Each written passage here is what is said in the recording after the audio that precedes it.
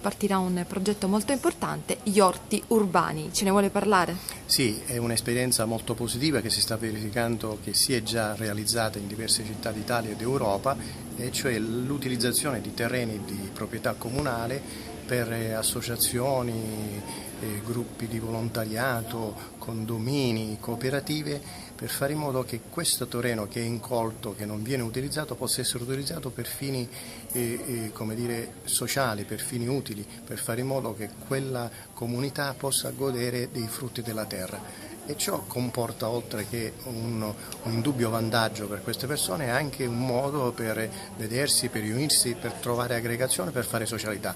Ed è questa l'idea che ha spinto l'amministrazione a scommettersi anche in questo campo.